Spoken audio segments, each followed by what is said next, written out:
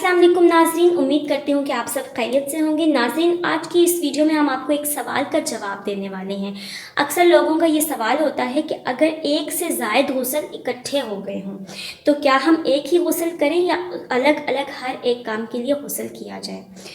तो इस वीडियो में हम आपको इसी बारे में मुकम्मल मालूमात देने वाले हैं। वीडियो आपने मुकम्मल ज़रूर देखनी है। वीडियो में मज़ीद आगे बढ़ने से पहले आप लोगों से एक छोटी सी दरख्वास्त कि अगर आप हमारे चैनल पर नए हैं और अभी तक आपने हमारे चैनल को सब्सक्राइब नहीं किया है तो चैनल को सब्सक्राइब कर दें और बेल आइकन को क्लिक कर दें ताकि आने वाली मज़ीद वीडियो से फ़ायदा उठा सकें।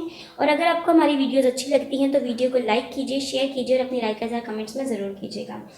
नाज़रीन, एक से ज़ायद गुस्ल किस तरह से इकट्ठा हो सकते हैं कि अगर एक औरत हाइज़ा थी, अभी उसका हैज़ ख़त्म ही हुआ था कि उसने अपने शौहर के साथ इज़्दिवाजी ताल्लुक़ कायम कर लिया, तो उसका एक हैज़ के नापाकी का गुस्ल और एक इज़्दिवाजी ताल्लुक़ का कायम करने के बाद का गुस्ल दो इकट्ठे हो गए। तो उसके बाद क्या उसको दोनों के लिए अलग अलग गुस्ल करना है या एक बार ही गुस्ल करना है।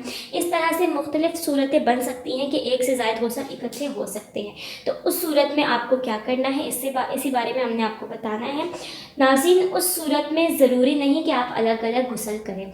आप उन तमाम कामों के बाद एक ही मर्तबा गुस्ल कर लें और एक ही मर्तबा वो गुस्ल आप पर काफ़ी है।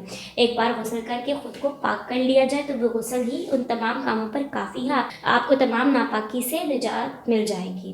तो नाज़रीन, आपको दोबारा बताती चलूँ कि अगर एक गुस्ल से ज़्यादा गुस्ल इकट्ठे हो जाएँ तो उनके लिए अलग अलग गुस्ल करने की ज़रूरत नहीं है। आप एक ही मर्तबा सुन्नत तरीके से गुस्ल कीजिए और ख़ुद को पाक कर लीजिए।